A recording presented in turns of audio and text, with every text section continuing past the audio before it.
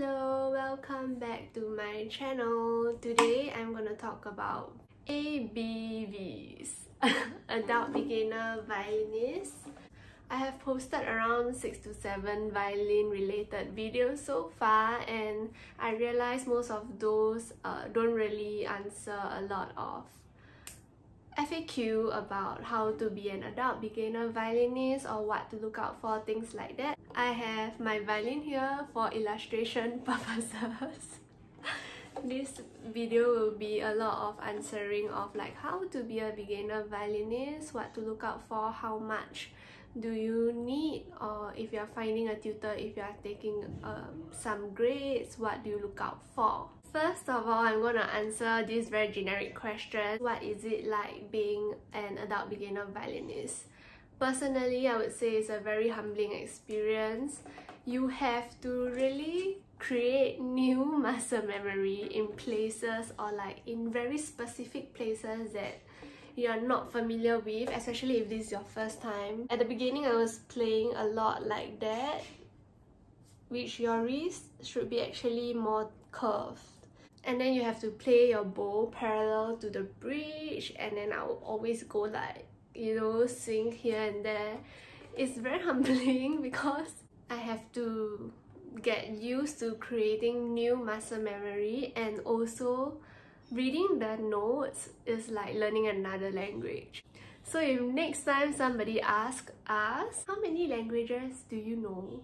I'm gonna say I know 4. And one of it is reading musical notes. The second question is, what do you need to be an adult beginner violinist? So there are mainly 3 things. Firstly is the score, or whatever materials that you need to learn how to read the notes and how to read the tempo. For me, I use Suzuki when I first started. The second thing is, of course, a violin. Mainly there are 3 types of violin. The first one is factory made, second one is semi-handmade, and then the third one is handmade. When I first started, I actually bought a factory made violin, and the reason why I did that, so factory made violin in Singapore, the one I bought is around 170 Sing dollars. And it comes with the bow, it comes with the bag, it comes with a very subpar quality rosin. I actually went around to different luthiers or to different violin shops to try out their violin. Or more like I asked them to help me try out their violin because I don't even know how to hold a bow. And you can just hear the sound difference of course, a factory made violin, a semi-handmade violin, and a handmade violin. Even though a lot of online articles and tutors would ask you to get a better violin right at the start, so it's easier for you to learn, which I agree is easier to learn. However, I have a very controversial thought or statement or opinion, and my stand is you should start off, if you are an ABV, you should start off with a factory made violin. And the reason why is because when the violin is hard to play, you kind of have to force yourself to play on the correct notes for your bad violin to produce a good sound or like a better sound. And when you just started as a ABV, it's, you know, like now we are an adult, we have a lot of other commitments and other priorities. You never know. I have a lot of friends who bought a violin or a semi-handmade violin or a second-hand handmade violin, and they just don't play it after like a month. They probably like bought it at a spur of moment, which is what you might be doing now, or you might be very inspired after watching Tu Set Violin, after watching Violin Newbie, and then you'll be like, I want to be the next greatest violinist. But no, after 1 month you just gave up. That's possible. I feel like the bad violin kind of forced me to have a more rigorous training on the intonation, on the bowing, and stuff like that. However, it's totally up to your personal opinion. If you can get a second-hand handmade violin for a very close price to a factory-made violin, by all means go ahead. Then again, if you are getting a factory made violin, even though the violin is like subpar, you might want to consider changing the strings. It will make a lot of difference. Changing the strings was like the best decision for my bad violin. I feel so bad calling it bad violin, but I mean this is how you all differentiate, right? Good and bad violins. Just change the string to dominant tonica or vision solo. Vision solo was the strings that I used for my subpar violin. And I mean, it's quite ironic because the violin itself, my previous violin, was around 170 Sing dollars. But the strings itself that I changed for the previous violin was already, I think, 72 Sing dollars. So it's already like a fraction of price. Of course, when I sell the violin, they don't carry much of resale value. I actually sold it for 85 Sing dollars. And I got this new one. This new violin that I have is actually a handmade violin. I would say the difference in the sound quality and the projection and the ringing notes, like the notes really ring. I actually went for an ABRSM grade 3 exam with my subpar violin with a good set of strings, and I managed to get distinction. So I feel like if you are not going towards the intermediate or professional violinist state, you don't have to get a good handmade violin or good semi-handmade violin right from the start, unless you are very certain that you are gonna stay on this path and not stray to the other. The third point of what do you need when you're becoming an ABV is a tutor. This is totally optional. In Singapore, the range for quotation for violin tutors range all the way from $35 to $120. It's crazy. The end of the scale is almost like 4 times the price of the cheapest one. I actually only found a private tutor, which is 1-to-1, 2 to 3 months before I took the ABRSM grade 3 exams. I think it's relatively more affordable if you attend group classes, in a sense that there will be one violin tutor and let's say 3 or 4 other violin students who are also learning the violin like you. I prefer 1-to-1 because I feel that in a group setting you kind of have to follow the average pace of the class. If you are falling behind or if you are already like done with this part, sometimes you have to wait, or sometimes you have to ask for more time and people have to wait for you. Last year I paid $50 per hour per session, so I had to go to her house for the lesson, and to be honest, I feel like it's worth every penny if you are taking grades. Before I made up my mind of taking a grade 3 ABRSM exam, most of the time I just stuck to Suzuki books. So I covered Suzuki 1 and 2, and then I decided to do ABRSM grade 3 exams. Oh, about the 120 per hour. My boyfriend is actually learning viola, and his tutor rate is actually $120 per hour at his tutor's house, and that's also because it comes with a lot of years of experience.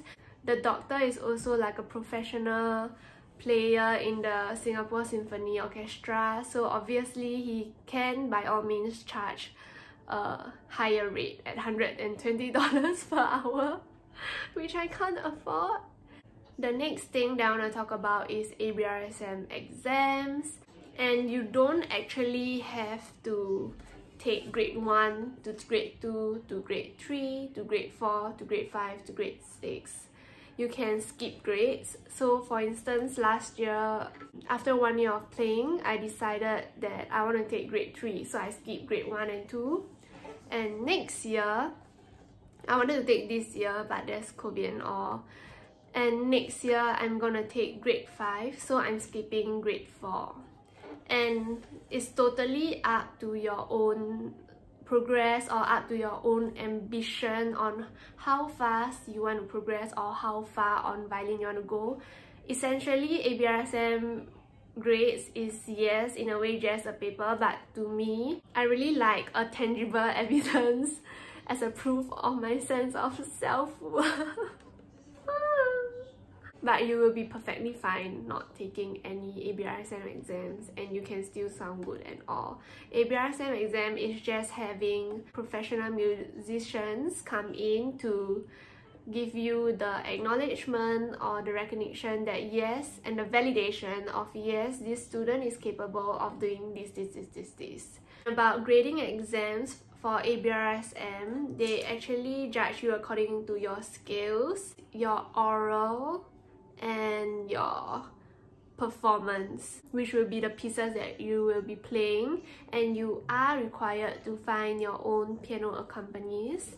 Since now we are talking about cost, let's talk all about how much did I spend on my first year of violin. I'm quite detailed in the sense where I actually write down all my violin expenses because I really just want to keep track of how much money I put into my hobby/passion. In total, I spent around $1,220 for the first year of being an ABV. For lessons, I spent around $770. The violin, including the change of strings and buying a new bow and a new rosin, goes up to I think at least $350-ish. So if you do the math, the rest of the remaining $100 to $200 goes to all my scores and books and other miscellaneous items that I spent on. You really can go with your own flow of how fast or how steady you want to deal with the progress. And if you really want to take your violin skills to the next level, when you feel like, you know, maybe now you can do more funky and funny stuff, so sacrilegious, you can hire a tutor. However, please hire a tutor who knows her or his stuff and is honest. I actually went for like a trial test to a private tutor before. She was telling me how like usually people will take 1 year before they take grade 1 and then another year to take grade 2, and you know, but seriously, all that bullshit, just, I don't know, I mean, you can Google, right, if that is true. Oh my god, this is making me upset because I just really dislike dishonest people. Thankfully now my tutor, she really knows my style and it's quite funny. Maybe next time I'll do like a story time about it. I really appreciate her a lot. She's actually younger than me. I think that's the thing about ABV. Also, if you're finding a tutor, you should never judge the tutor's ability based on their age. Yeah, that I think is very important. After the ABRSM grade 3 exams, I wanted to take grade 5 because that's the furthest grade you can take. If you want to take grade 6, you need to take a grade 5 theory exams, which I'm not sure if I want to do that yet. You can also take a performance grade certificate, and I think in that grading system, you wouldn't be tested on oral, sight reading, scales and whatnot. You will just be mainly tested on the performance pieces. Yeah, so that is all. I hope you have enjoyed this video. If you have any more other questions in your mind or in the back of your head, or you're not sure how to start, feel free to put it down in the comment section below. I will answer all your questions. And yeah, that's all. I hope you have enjoyed this video. It has been a while since I've done a violin video, and next video will be more about something more personal relating to my previous self-awareness video. If you are interested in self-awareness or like what kind of questions to know yourself better, you can definitely check that out, and I will see you in 5 days time. Bye. By the way, my violin is so pretty. Bye.